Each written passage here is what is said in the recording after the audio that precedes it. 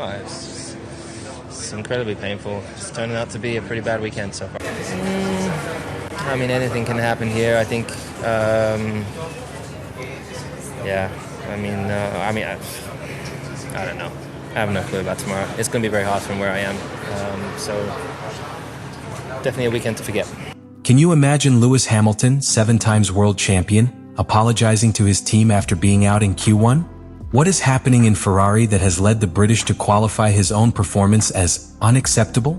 Today we are going to unravel the real chaos that hides behind his shocking words in Belgium and how this could change everything in the 2025 season. Spa-Francorchamps is more than a circuit. It is an emotional thermometer for the pilots.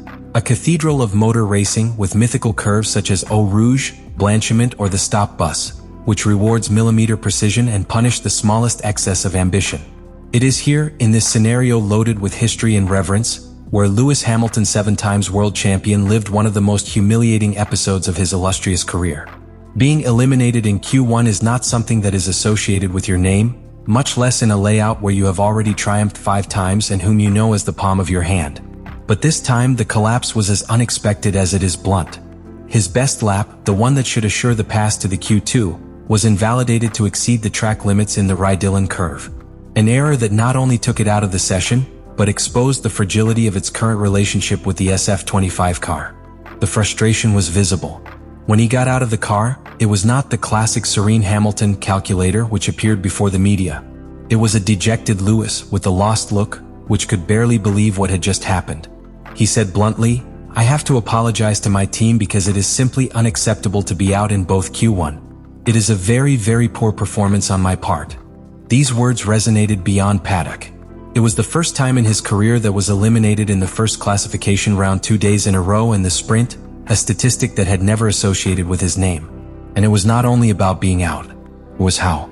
In the classification for the sprint race of the previous day, Hamilton had committed a spin at the chicane bus stop. A maneuver that normally runs with your eyes closed, and that this time played a bad pass, sending it to position 18. An error after another, on one of the most disastrous weekends that are remembered since it debuted in 2007. Behind this debacle there is more than numbers. There is an emotional fracture that already begins to leave a mark. Spa should be a positive turning point for its season, the place where the marriage between Hamilton and Ferrari would finally begin to show tangible results. But instead, it became a broken mirror that reflected the abysmal distance between expectations and reality. And in the case of Hamilton, a pilot who has based his entire career on emotional control and technical adaptability, this type of disconnection with the car is alarming. In addition, the context in which this collapse occurs is not less. Ferrari came to announce important updates in the SF25, to promise a technical recovery that would place it at the height of McLaren and Mercedes. But when the most experienced pilot of the grille does not even manage to advance beyond the first round, the promise fades. The cameras captured engineers with tense faces, a Frederic Vasseur without words, and mechanics disassembling the car without looking at each other. Something did not work. It wasn't just a piloting error. It was a system failure. And the one who put voice to that frustration was Hamilton. The true drama of this act is not in the classification, but in symbolism. Because when a Lewis-caliber pilot says publicly that his performance is unacceptable, he is not only talking about himself. He is talking about a team, a structure, of a culture that, at least at that time, has failed to give what he needs. And the most worrying thing is that neither Ferrari seemed to have a clear response to why. There is only one feeling: disappointment. And in Formula One, disappointment, when repeated, transforms into crisis. Spa could be remembered as the exact moment in which this transformation began. In modern Formula One, each new piece installed in a car represents weeks, even months of research, simulation, and tests. But in the case of Ferrari SF25, a single modification has unleashed a chain of errors that threatens to derail its season. Lewis Hamilton said it clearly after the classification of Belgium. "We have a new component in the car that Charles had in Montreal, and has had it during some races. But it is the first time I have it. And Charles, remember, crashed with him in Montreal.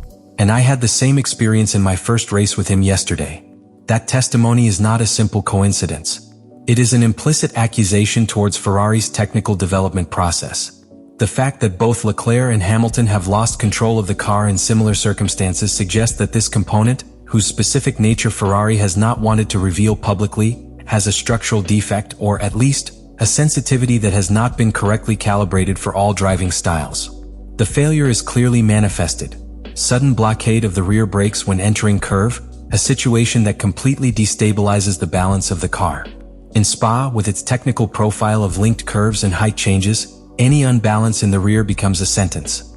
It is a circuit that demands a perfect reading of the grip, and Hamilton simply had no control. The loss of confidence in the rear train caused that he could not push at the key points. He was a passenger inside his Ferrari. Hamilton did not stop at his self-criticism. He also suggested that Ferrari engineers are just beginning to understand the problem. So we have understood. I get a bit of filming now in the sprint, and hopefully it is not a problem. Hopefully. These words are a mixture of resignation and hope. A tacit confession that, so far, they do not have a definitive solution. And that is disturbing because in Formula One, if a technical problem is not solved immediately, it becomes a snowball that affects the rest of the car development. This mysterious component is not just a punctual failure. It is a symptom of a structural problem, the disconnection between what Ferrari designs and what their pilots need. It is a communication failure between the simulator and the track, between the technical department and the pilot's feeling. When a team does not listen to the warning signs that their own runners emit in each lap, the failure is only a matter of time. And in this case, failure is not just a technician. It is psychological. It is the erosion of the confidence of one of the most successful pilots of all time in the machinery that should give him his 8th title. Hamilton agreed to mount that component. He trusted the data, and the car betrayed it. That type of wounds are not cured with words or promises, only with results. But to get them, Ferrari must first regain control of your own technical process. Because if they don't even know how to calibrate a critical piece without causing a spin, then they are not competing for victory. They are improvising. And in Formula One, improvisation is paid with defeats. When Ferrari enthusiastically announced the arrival of a rear suspension update for its SF25, many inside and outside the paddock interpreted it as a technical inflection point. The Scuderia had not spared in resources. It was a deep review, designed to solve one of the most persistent structural problems of the car: the stiffness in the rear axle that hindered the entry into curve and braking stability. It was a crucial modification designed not only to improve the general balance, but to open new configuration windows that allow pilots to find more aggressive and effective setups. However, what promised to be a revolution became a bitter disappointment. The new suspension was developed in secret, outside the official calendar, with private trials in Mugello, a symbolic place for Ferrari historically used as a test bank. There the first kilometers were carried out with this modification, in a day camouflaged under the pretext of a promotional filming day. The pilot chosen to validate the piece was Lewis Hamilton, which reflects the team's confidence in his technical ability to identify weaknesses and offer precise feedback. But his reaction was devastating. When asked about the first impressions after shooting with the new specification, his response was lapidary: "The same as before. The same as the previous week."